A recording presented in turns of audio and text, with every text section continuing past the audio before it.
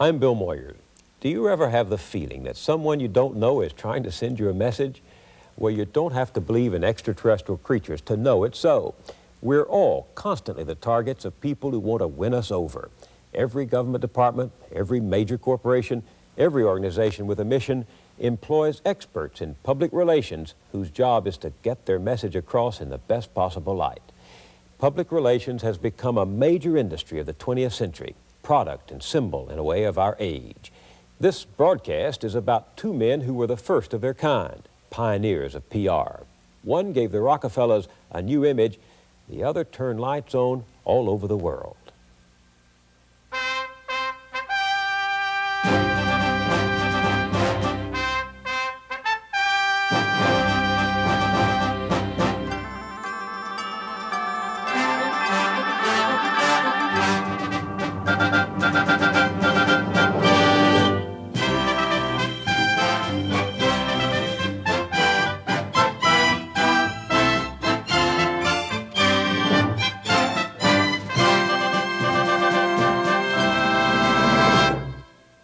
In keeping with Chevron's tradition of service throughout the 20th century, the people of Chevron bring you this program in support of public television. A century ago, a reporter asked the railroad tycoon William Vanderbilt how the cancellation of his trains would affect the public.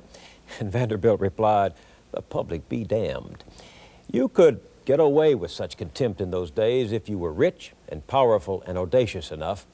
Plundering potentates like Jay Gould and Jim Fisk built their vast fortunes through fair means and foul and cared not a fig what anyone thought of them. But that began to change as America moved into the new century. Big business had to contend with the public opinion made possible by the new media of mass communications. But if the new technology helped to create mass opinion on a national scale, it also made possible the manipulation of that opinion. Men began to master the art of what the historian Daniel Boorstin calls the pseudo-event, one that doesn't just happen, but is contrived news created for a purpose. The news conference, the press release, the staged event all became part of a constant drama of persuasion. Off stage, the public relations experts writing the script and directing the actors. None have ever done it more skillfully, to my knowledge, than Edward Bernays and Ivy Lee.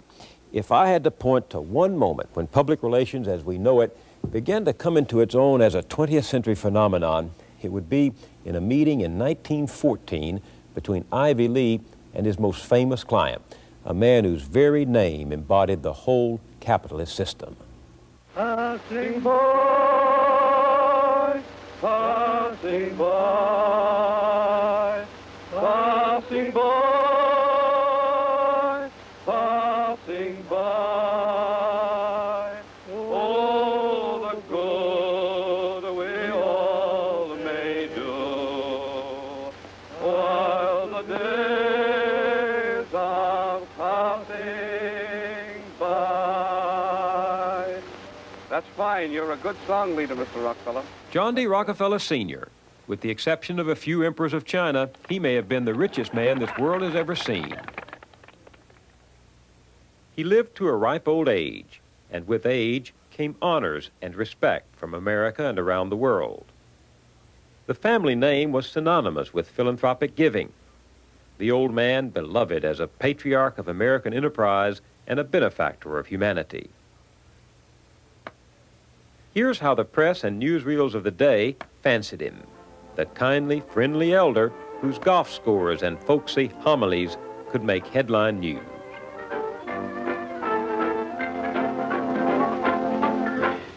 The world's richest sportsman tees off. John D. Rockefeller, Sr., not far from the century mark, drives the first ball on his daily round of golf, which he claims is the chief reason for his health and long life. This year, in a jovial mood, he consented to a talking picture for exclusive recording by Paramount News. I hope you're well. Bless you. I am very well. Good. I am very grateful to you and to a host of people who are so kind and good to me all the time. Why, because you're so good to everybody. Yes, you are. But wait a minute. This newsreel was from 1932, and it's surely not how newspapers and magazines saw John D. Rockefeller 20 years earlier. To the generation before the First World War, Rockefeller was the rapacious Midas, the billion-dollar tyrant who would crush anyone in his way. His all-powerful trust, the Standard Oil Company, was broken up by government legislation. Bodyguards had to surround him when he went to church. Even some of his charitable donations were returned as tainted money. He was, after all, the man whom Senator Robert La Follette called the greatest criminal of the age. No wonder the muckrakers went after him with all the barbs in their quiver. What a target he was, and what a time they had. There he was, hoarding his money and thumbing his nose at Uncle Sam while robbing the country of its wealth. He was their one-man rogues gallery of barnyard images, as greedy as a pig, as slippery as an eel, as vile as a vulture preying on the public. What in the world happened? How did they change the image of the most hated man in America? What transformed the ogre into the grandfatherly choirmaster of the newsreels? Well, the turning point came in 1914 with a strike by the miners of the Colorado Fuel and Iron Company, in which the Rockefellers were principal shareholders. Rockefeller Sr. turned over the reins of power to his son, John Jr., but in the mind of the press and public, a Rockefeller was still a Rockefeller. Rockefeller Jr. would inherit both the family's fortune and its problems. In 1914, the problems centered on the town of Ludlow, Colorado, a scene of violent confrontation. They called it Bloody Ludlow. On the east side of the Rockies, Colorado is rich in coal, and the story of the miners of Colorado should be told. Colorado, it was a poor place to raise a family in the 1910s, and the miners of Colorado were poor, hard-working men. I think you could say that the miners of southern Colorado in that period were among the most painfully oppressed anywhere in the world. George McGovern, Democratic presidential candidate in 1972. He wrote his Ph.D. dissertation and a book on the struggle of the Colorado miners. They lived in company towns where everything was owned by the company. The stores where they bought their groceries and supplies, the churches, the schools, even the courts were more or less controlled by the companies in that period. And these miners worked under the most appalling conditions. The mines were very dangerous. It was not unusual for 100 or 200 miners to be killed in a single year. And of course, at that time, they worked at subsistent wages without any union representation. And the miners of Colorado were poor, hard-working men. Now Rockefeller, he was a rich man. He owned the mines and he owned the land. He wrote the law books for Colorado, and the sheriff was his right hand. United Mine Workers moved in an effort to organize the coal fields. When the major coal companies refused to meet with the union representatives, the strike was called, and about 13,000 miners and their families moved out of the company towns, moved into tents that were provided by the union. Will the miners, they took to striking for union and a living wage. The striker did not have a very high standing in the eyes of the American public when this strike began in 1913. It was just generally taken for granted that if you were on strike, you were unappreciative, you were undisciplined, you were under the control of sinister foreign influences, you weren't quite loyal to the nation. and therefore every resource of the police power or private corporate power that could be directed at breaking a strike was generally accepted. Call the militia, get vigilantes, we'll get 'em guns, don't you spare no cost, 'cause we have got to show them dirty miners that Rockefeller, he is the boss. And so one morning, without warning, that state militia, they opened fire. The soldiers raked the colony with machine guns and then set fire to the tents which housed the families of the miners. The next day, 53 people lay dead. Among them, the charred bodies of 13 women and children pulled from the ashes of their homes. The date, April 20th, 1914, the day of the Ludlow Massacre. It was headline news across the country. For the first time, public opinion sympathized with the strikers. Rockefeller was condemned as the man behind the guns, the murderer of women and children. The writer Upton Sinclair organized pickets wearing the crepe armbands of mourning to stand vigil outside Rockefeller's home, office, and places of worship. Bloody Ludlow would not be forgotten. Rockefeller Jr. was moved to act.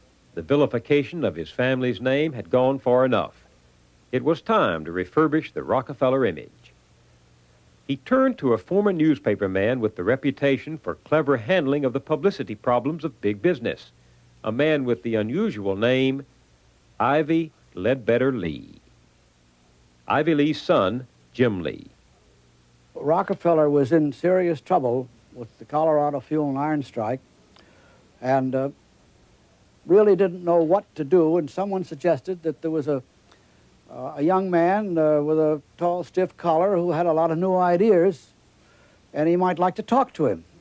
So he got in touch with Ivy Lee, and this was the beginning of a very long and very interesting association.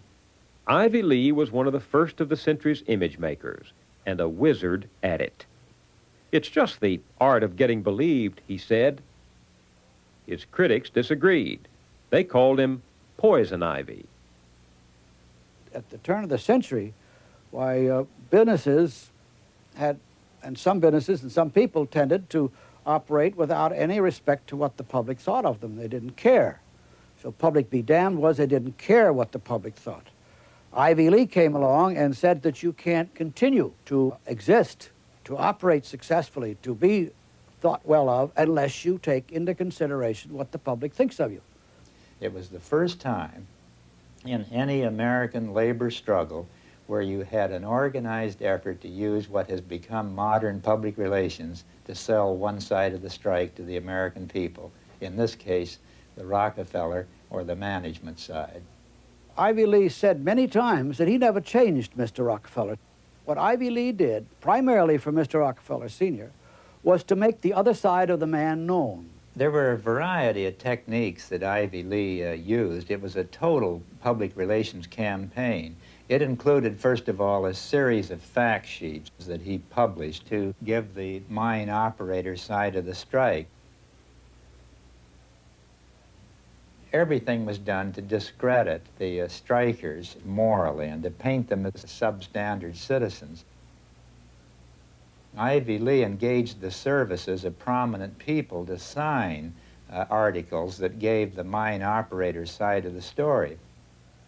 He persuaded the governor of Colorado to sign such a public letter that was widely distributed across the country, even delivered personally to the President of the United States, Woodrow Wilson. This effort on the part of Ivy Lee to put a more favorable interpretation on the strike as far as the managers were concerned, plus the publicized trips by Mr. Rockefeller to Colorado, his effort to come to know the miners firsthand, pictures of him visiting with strike organizers.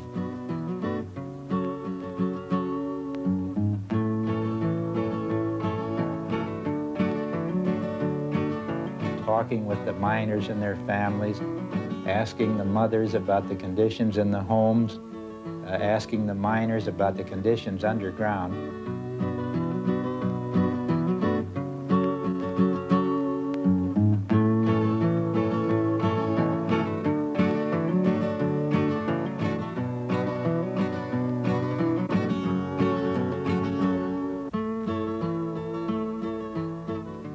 So this was the general thrust, just frankly to do a snow job for the mine operators and to discredit the union in every possible way.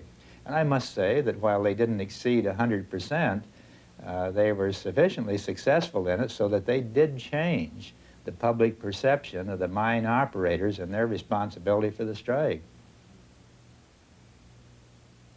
It's a lot cheaper for Rockefeller and his colleagues to pay Ivy Lee $1,000 a month to give them a new face than it would be to address the grievances of pay that was too low, hours that were too long, mines that were unsafe, housing that was substandard, and all the rest.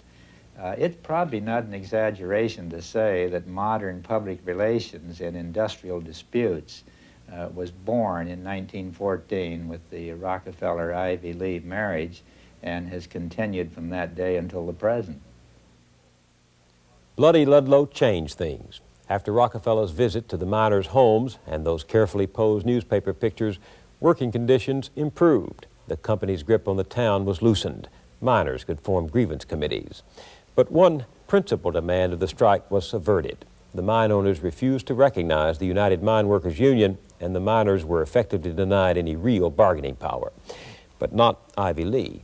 His bargaining power soared. So masterfully had he handled the press that his powerful employers commissioned him to undertake a full-scale renovation of the Rockefeller name. He did it in part by overcoming the old man's penchant for privacy. Rockefeller had long given generously of his wealth to various charities and organizations, but only rarely, as in 1913 when he richly endowed the Rockefeller Foundation for Learning and Research, did he do so openly. He simply preferred to give without fanfare. Ivy Lee convinced the family it was better to be seen as a philanthropist and take the credit than to leave the public only the critic's side of the story. This the Rockefellers agreed to do, and Ivy Lee took it from there.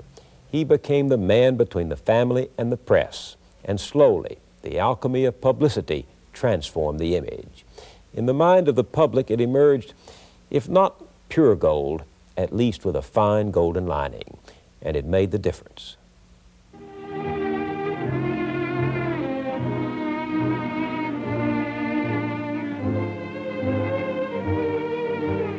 John Davison Rockefeller Sr., once the world's richest man, was even better known as a public benefactor, devoting millions to science, education, and philanthropy. Oil was the foundation of the vast wealth which Rockefeller used to help others. Here is an intimate glimpse of the oil magnate posing for Pathé News. And after his picture was taken, he turned cameraman himself, enjoying every minute of it.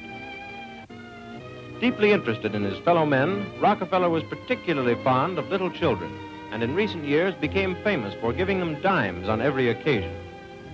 Rockefeller had the real Christmas spirit of giving and loved to present gifts to his many friends and to the children he always was delighted to have around him. Riverside Church, with its world-famous Laura Spelman Rockefeller carillon, is an imposing monument to his faith.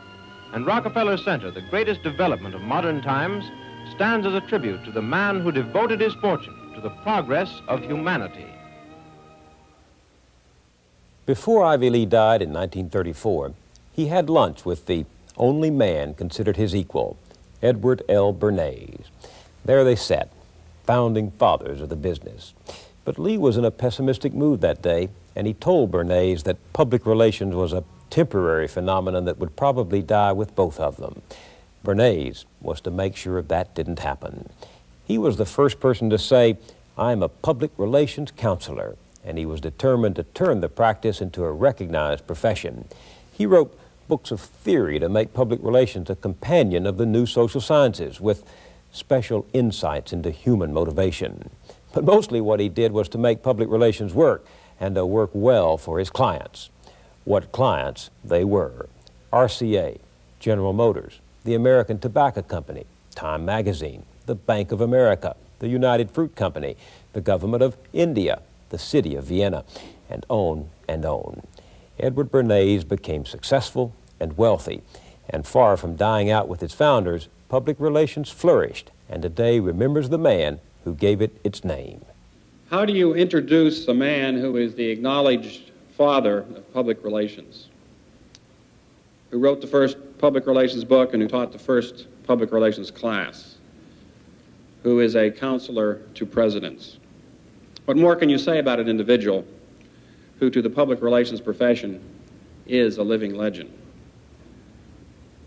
The Boston Globe quotes a head table speaker at Mr. Bernays' 90th birthday at a party held in the Harvard Club in Boston as saying, "One good thing about becoming 90 years old is that you're not subject to much peer pressure." Edward Bernays, the Public Relations Society of America, honors a pioneer. Public relations embraces what I call the engineering of consent, based on Thomas Jefferson's principle that in a democratic society, everything depends on the consent of the people. Bernays was born in 1892. In this century, he became one of the first to appreciate the power of public opinion and the ability of the media to create leaders of society and to fashion the legends which inspire our lives. As the First World War ended, he went to Paris to work as a press attaché for the American government. Bernays was present for the arrival there of Woodrow Wilson, an event which was to profoundly influence his life and to change his career. Do you remember Wilson's entry into Paris as the Prince of Peace? Oh. Were you there? I was there. The street was lined, and this rather cold-looking, ascetic man riding in an open Victoria to the plaudits of the stand-up crowds on both sides of this very wide avenue, and being applauded as he rode to the Place de la Concorde, where he stayed.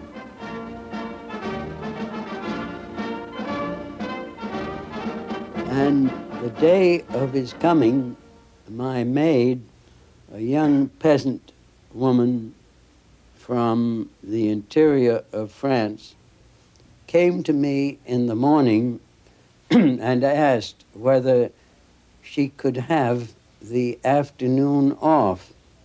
And I said to her, "Pourquoi?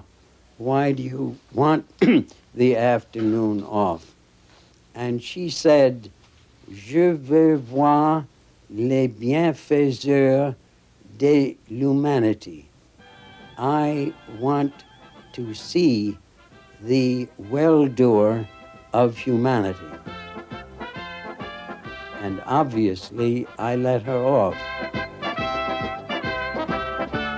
This image of Woodrow Wilson as the living Prince of Peace owed a lot to official U.S. propaganda. Bernays had been part of a federal wartime agency called the Committee on Public Information. Its purpose was to shape public opinion in support of Wilson's war policies at home and abroad. And now, Wilson's crusade to turn the victory into lasting peace. Bernays saw firsthand the power of words and pictures to sway masses of people, what he was later to call the engineering of consent. The effect of this activity had brought about a situation in which Woodrow Wilson became a Godhead symbol. They believed that he had made the world safe for democracy. That's right. They believed that he had fought the war to end all wars. And so did I. And you believed it. You believed your own propaganda. And this was the first time that the government had actually consciously gone into the business of opinion making. Right. Well, they didn't even call it opinion making at the time. They called it information. Information of a very special sort.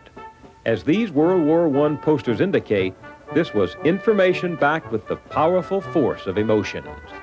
The job of the Committee on Public Information was to change the mass of Americans from an isolationist democracy to an organized war machine, molding a confused and shapeless public opinion to a single purpose.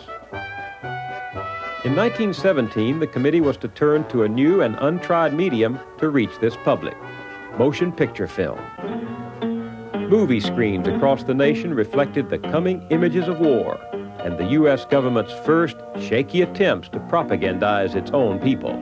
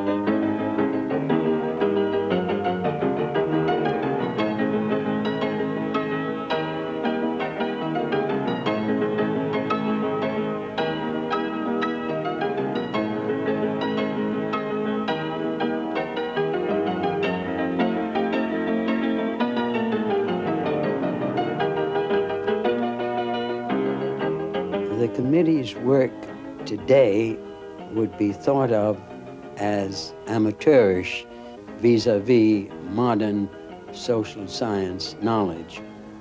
But the committee accomplished a great deal.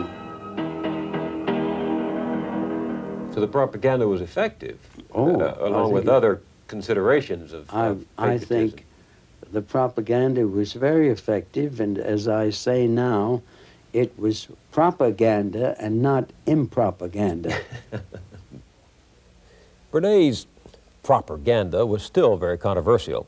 Republicans attacked the Committee on Public Information as a partisan propaganda tool for Wilson and the Democratic Party. And the journalist Walter Lippmann worried that we might be seeing the first glimmerings of thought control by which democracy would be at the mercy of the few. But Woodrow Wilson could not sell his 14 points in the Treaty of Versailles to the American people and Congress. The Committee on Public Information disbanded, and a young Edward Bernays went searching for a job. When you came back from World War I, came back from seeing Woodrow Wilson hailed as the liberator of the West, what did you do? Did you decide then to pursue public relations? Had you discovered some new Rosetta Stone?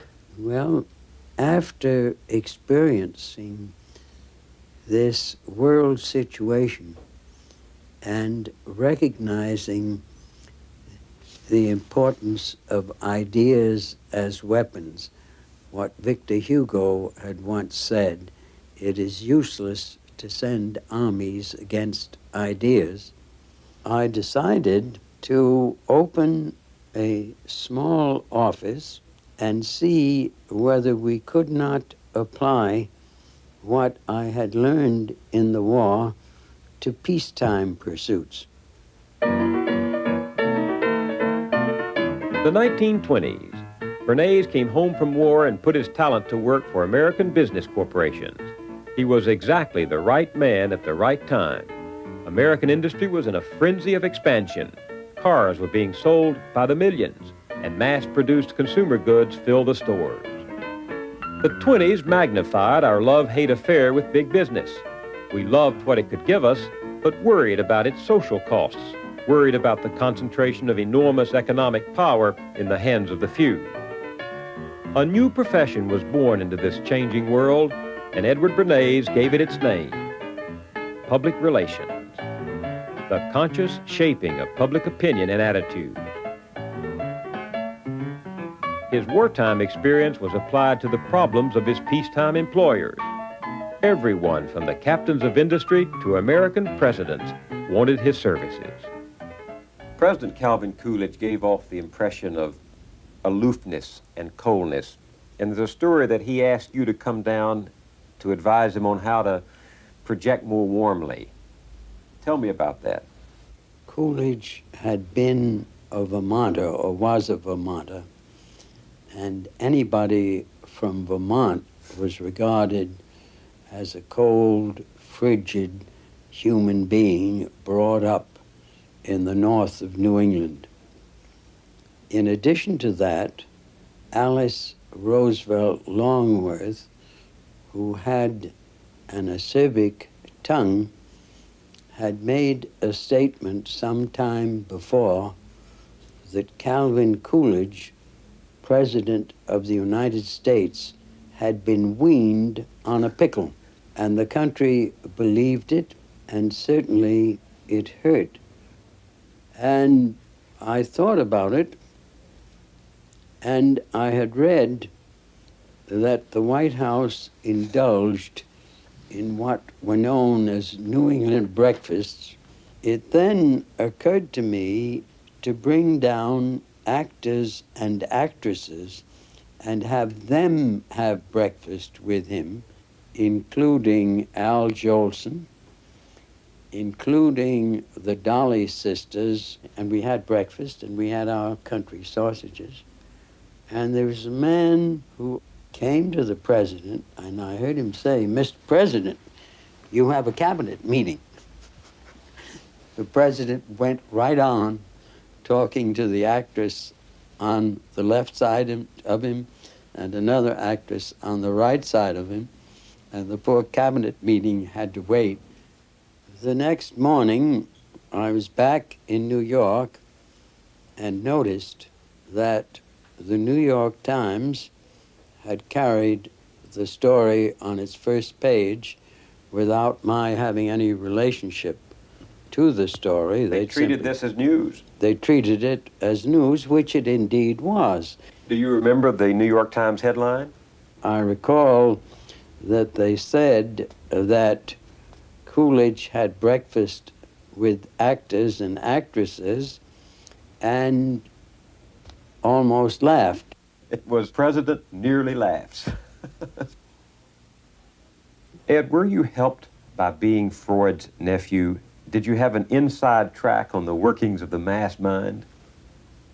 Well, my mother was his younger sister, and my father was the brother of his wife.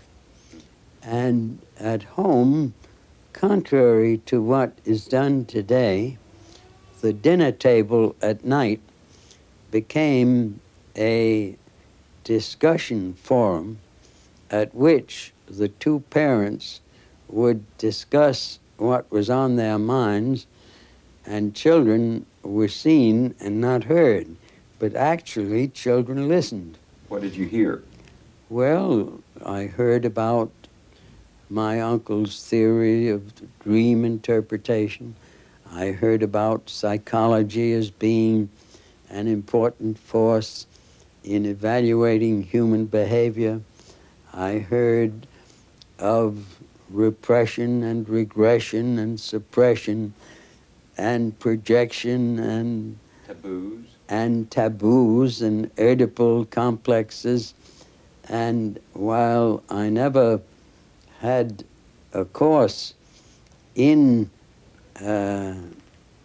Freudian psychology, I did help to translate the first book that Freud had published in England. It's hardly surprising, given those family ties, that Edward Bernays was the first to apply the findings of sociology and psychology to the commercial needs of his corporate clients. He coined the treasure the academic explorers brought back. Just consider the counsel he gave George Washington Hill, president of the American Tobacco Company. Even in a time of unbridled commercialism, Hill was fabled as a dynamo of will and ambition, all concentrated on one single purpose: to sell more Lucky Strikes. When Bernays first met him, Hill had a new target: women smokers. Mr. Hill always kept his hat on in his office, which was a symbol of royalty. He had a crown, and I had mine off, and whoever else went there had his hat off. And one day he said to me, we're losing half of our market. And I said, how is that, Mr. Hill? He said, there's a taboo against women smoking on the streets. How can we break that down? How indeed? Bernays went to Freud's translator and disciple, Dr. A.A. Brill, for a psychoanalytical interpretation. He said, cigarettes are torches of freedom to women. They indicate women's dramatizing man's inhumanity to women by smoking them, because they're not permitted to smoke.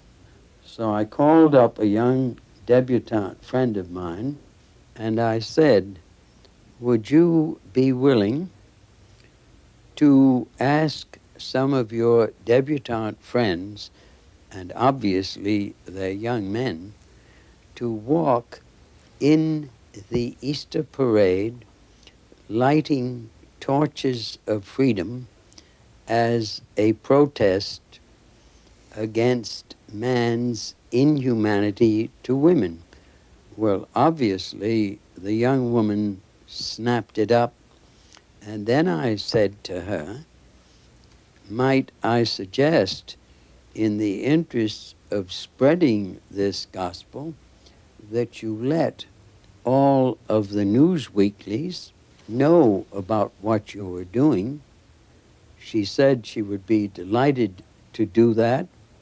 That was all the activity I had to do with the event, just thinking it up. What happened on Easter Day? Well, on Easter Sunday, this group of young people just walked from 34th Street to 57th. The Pathé and International news films took films of them, and the day after, they were on the front page of the Times.